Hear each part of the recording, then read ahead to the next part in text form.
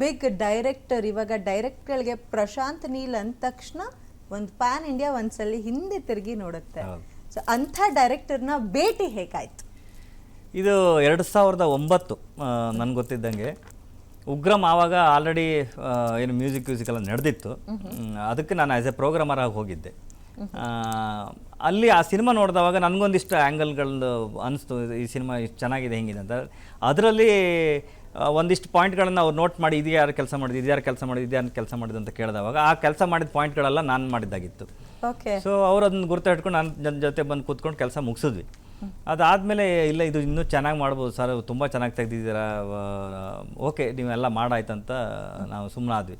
ಅದಾದಮೇಲೆ ಗೊತ್ತಾಯಿತು, 1 ವರ್ಷ ಆದಮೇಲೆ ಆ ಅಡಿಷ್ನಲ್ ಶೂಟು ಗೀಟು ಎಲ್ಲ ಮಾಡಿಕೊಂಡು ಆ ಮ್ಯೂಸಿಕ್ ಡೆಪ್ತ್ ಇಟ್ಕೊಂಡು ಸೀದಾ ನನ್ನ ಹುಡ್ಕೊಂಡು ಬಂದಿದ್ರು. ಒಂದು ವರ್ಷ ಆದಮೇಲೆ ಇಲ್ಲ ನಾಗರಬಾವಿಗೆ ಬಂದು ಮಾತಾಡಿ, ಇಲ್ಲ ಇದನ್ನು ಮತ್ತೆ ಪುನಃ ರೀವರ್ಕ್ ಮಾಡಬೇಕು ಅಂತ ಹೇಳಿ ಹತ್ರ 1 ವರ್ಷ 3 ತಿಂಗಳು ನಾವು ಜೊತೆಯಲ್ಲೇ ಕಳೆದ್ವಿ. ಅಲ್ಲಿ ಏನು ನಮ್ಮ ಅವರ ಮೆಂಟಾಲಿಟಿ ಒಂದೇ ಮ್ಯಾಚ್ ಆಗ ಸ್ಟಾರ್ಟ್ ಆಯಿತು. ಅಲ್ಲಿಂದ ಜರ್ನಿ ಇವತ್ತಿನ ತನಕ ಹಾಗೆ ಇದೆ. ಹೀರೋ ಒಂದು ಬಿಲ್ಡಪ್ ಶಾಟ್ ಆಗಿರ್ಬೋದು, ಹೀರೋ ಎಂಟ್ರಿಗೆ ಅವರ ನಡಿಗೆಗೆ ಗತ್ತು ಗಮ್ಮತ್ತು ಕೊಡೋದು BGM. ಸೊ BGM ನಲ್ಲಿ ತಮ್ಮ BGMಗೆ ಒಂಥರ ಹೇಳ್ತಾರಲ್ಲ ಗೂಸ್ ಬಂಪ್ಸ್ ಬರುತ್ತೆ. ಸೊ ನೋಡಿದ ತಕ್ಷಣ ಆ ಥ್ರಿಲ್ ಬರುತ್ತೆ. ಸೊ ಆ ಥರದ್ದು ನೀವೇ ಪರದೆ ಮೇಲೆ ನೋಡಿದಾಗ ಎಷ್ಟು ಖುಷಿ ಆಯಿತು ಅಂಡ್ ಯಾವ ರೀತಿಯ ಅಪ್ರಿಸಿಯೇಷನ್ ಬಂತು? That is for KGF. ಖಂಡಿತ ಫಸ್ಟು ಕ್ಯಾರೆಕ್ಟರ್ನ ನಾವು ಇಷ್ಟಪಡಬೇಕು. ಆ ಕ್ಯಾರೆಕ್ಟರ್ನ ನಾವು ಇಷ್ಟಪಟ್ಟು ಅವರಲ್ಲಿ ನಮ್ಮನ್ನು ನಾವು ನೋಡಿದವಾಗ ಖಂಡಿತ ಎಲ್ಲವೂ ಸಾಧ್ಯ. KGF ಅಂತ ಬಂದವಾಗ ಅಥವಾ ಉಗ್ರಂ ಅಂತ ಬಂದವಾಗ ಅದರಲ್ಲಿ ಇದ್ದಂಥ ಒಂದು ಏನು ಡೀಪರ್ ಎಮೋಷ್ನಲ್ ಕಥೆ ಏನಿತ್ತು ಅದು ನಮಗೆ ತುಂಬ ಇನ್ಸ್ಪೈರ್ ಆಗ್ತಾ ಬಂದಿದ್ದು. ಕಮ್ ಟು KGF ಅಂದರೆ ಆ ರಾಕಿ ನಾವೇ ಅಂತ ನಾವು ಪ್ರತಿಯೊಬ್ಬರು ಜೀವನದಲ್ಲಿ ಕೆಳಗೆ ಬಿದ್ದು ಮೇಲೆದ್ದು ಬಂದವ್ರು ಯಾರಲ್ಲಿದ್ದಾರೆ ಅವರೆಲ್ಲರೂ ರಾಕಿನೇ. ಸೊ ಆ ಥರದವ್ರು ಎಲ್ಲರೂ ಇಷ್ಟಪಡುವಂಥ ಕ್ಯಾರೆಕ್ಟರ್ ಅದು.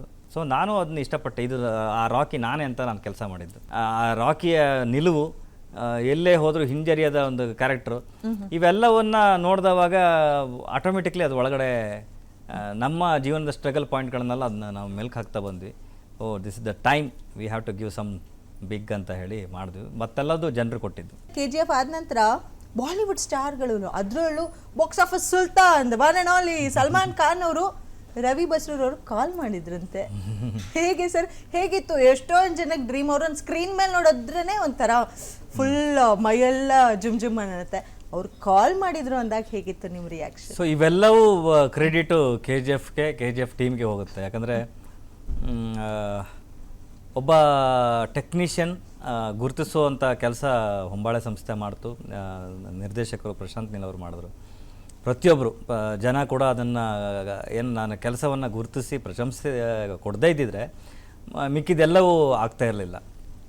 ಇಲ್ಲಿ ಎಲ್ಲರ ಪಾತ್ರ ತುಂಬ ಇದೆ, ಅದೆಲ್ಲವೂ ಕ್ರೆಡಿಟು ಜನರಿಗೆ ಹೋಗುತ್ತೆ. ಆ ದಿಕ್ಕಿನಲ್ಲಿ ನನ್ನನ್ನು ಬೆಟ್ಟು ತೋರಿಸಿ ನನ್ನನ್ನು ಗುರುತಿಸಿದವ್ರು ಎಲ್ಲರಿಗೂ ಹೋಗುತ್ತೆ. ಫಸ್ಟ್ ಟೈಮ್ ಅವ್ರು ಕಾಲ್ ಬಂದವಾಗ ನಾನು ತುಂಬ ಶಾಕ್ ಆದೆ. ಆ್ಯಕ್ಚುಲಿ ಶಾಕ್ ಅಂದರೆ ಹೌದಾ ನಡೀತಾ ಇರೋದು ಹೌದಾ ಅಂತ. ಅದಾದಮೇಲೆ ಆ್ಯಕ್ಚುಲಿ KGF ಚಾಪ್ಟರ್ 2ದೇ ವರ್ಕ್ ನಡೀತಾ ಇತ್ತು. ಆ್ಯಕ್ಚುಲಿ ನಮ್ಮ ಫೈಟ್ ಮಾಸ್ಟ್ರಿಗೆ ತುಂಬ ಥ್ಯಾಂಕ್ಸ್ಗಳು. ಅವ್ರನ್ನ ಪರಿಚಯ ಮಾಡಿಸ್ಕೊಟ್ಟಿದ್ದವ್ರೆ ಅನ್ಬೋರಿ ಸರ್ ಅವರು. ಕಮ್ಯುನಿಕೇಟ್ ಆಯಿತು. ಅದಾದಮೇಲೆ ಕೆಲಸ ಟೈಮಲ್ಲಿ ಹೇಳಿದ್ರು ಈ ಟೈಮಿಗೆ ಮುಗಿಸ್ಬೇಕು ಅಂತ. ನನ್ನ ಹತ್ರ ಸರ್ ಆ ಟೈಮಿಗೆ KGF ಚಾಪ್ಟರ್ 2 ಬರುತ್ತೆ, ಆಗಲ್ಲ ಸರ್, ದಯವಿಟ್ಟು ನೆಕ್ಸ್ಟ್ ಟೈಮ್ ಮಾಡೋಣ ಸರ್, ಈಗ ಆಗ್ತಾ ನನಗೆ ಈಗ ಫೋಕಸ್ಡಲ್ಲಿ ಇದ್ದೀನಿ ಇದಕ್ಕಂತ ಮಾತಾಡಿದ್ವಿ. ಅದಾದಮೇಲೆ KGF ಮುಂದೆ ಡೇಟ್ ಶಿಫ್ಟ್ ಆಯಿತು. ಅದಾದ್ಮೇಲೆ ಮತ್ತೆ ಕಾಲ್ ಬಂತು, ಈಗ ಡೇಟ್ ಶಿಫ್ಟ್ ಆಯ್ತಲ್ಲ ಈಗ ಮಾಡ್ಕೊಡಿ ಅಂತ. ಅಷ್ಟು ಅಪ್ಡೇಟೆಡ್ ಆಗಿದ್ರು ಸಲ್ಮಾನ್ ಖಾನ್ ಅವರೇ. ಅವ್ರ ಟೀಮ್ ಎಲ್ಲರೂ ತುಂಬ ಫಾಲೋಅಪ್ ಅಲ್ಲಿದ್ದರು. ಅದಾದಮೇಲೆ ಆಯಿತು ಬನ್ನಿ ಅಂತ ಹೇಳಿ ಬಸ್ರೂರಿಗೆ ಅವರು ಟೀಮ್ ಬಂದರು. ಟೋಟಲಾಗಿ ಟೀಮ್ ಬಂದು ಸಿನಿಮಾ ತೋರಿಸಿದ್ರು. ಅಂತಿಮ್ ಅಂತ ಒಂದು ಸಿನಿಮಾ, ಮೊದಲನೇ ಸಿನಿಮಾ ಅವ್ರ ಪ್ರೊಡಕ್ಷನ್ಗೆ.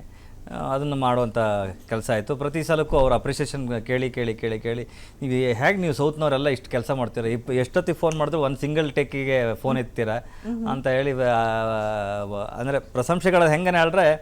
ಸೊ ನಮಗೊಂಥರ ಹೊಸ್ತಿದ್ದು, ಹೌದು ನಾವು ನಮಗಿಲ್ಲಿ ಹೆಂಗನೆ ಹೇಳಿದ್ರೆ ದಿನ ಬೆಳಗಾದರೆ ಕೆಲಸ ಮಾಡು ಅಂತ ಕಲ್ತಿದ್ದು ನಾವು. ಅಲ್ಲ ಹಂಗಾರೆ ಕೆಲಸ ಮಾಡೋರು ಕಮ್ಮಿ ಇದ್ದಾರಾ? ನಾವು ಮಾಡ್ತಾ ಇರೋ ಕೆಲಸನೇ ಕಮ್ಮಿ ಅಂತ ನಮಗೆ. ಸೊ ಅದು ಡೈಲಿ ವರ್ಕ್ ಮಾಡಿ ಕಳಿಸ್ತಾ ಇದ್ದೆ ಅವ್ರ ಟೀಮ್ ಜೊತೆಗೆ. ಟೀಮ್ ಒಂದು 10-15 ಜನ ನಮ್ಮಲ್ಲೇ ಬಂದು ಸ್ಟೇ ಮಾಡಿದರು ಬಸ್ರೂರಲ್ಲೇ. ಸುದೀರ್ಘವಾಗಿ ಕೆಲಸ ನಡೀತು, ಭಾಳ ಖುಷಿ ಆಯಿತು, ಸಿನಿಮಾ ದೊಡ್ಡ ಮಟ್ಟಕ್ಕೆ ಮಾತಾಯಿತು.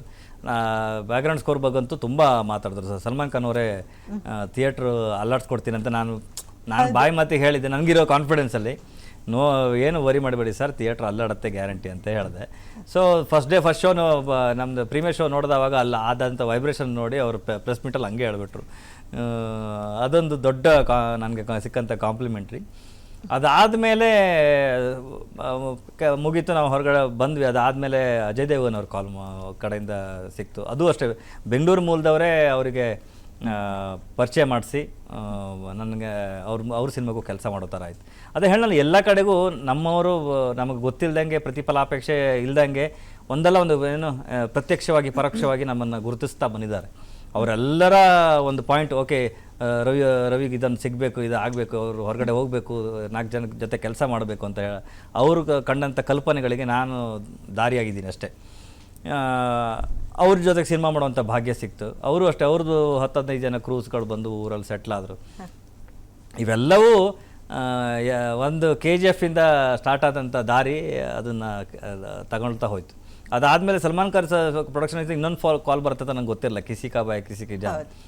ಸೊ ಅದು ಬಂದವಾಗ ಇನ್ನೂ ಓಕೆ ನನ್ನ ಕೆಲಸ ನಿಂತಿದೆ ಅಂತ, ಮತ್ತೆ ಪುನಃ ಕರಿತಾ ಇದ್ದಾರೆ ಅಂತ ಹೇಳಿದ್ರೆ ನನ್ನ ಕೆಲಸ ನಿಂತಿದೆ ಅಂತ ಆಯಿತು. ಸೊ ಆ ಸಿನಿಮಾವು ಅದ್ಭುತವಾಗಿ ಬಂತು.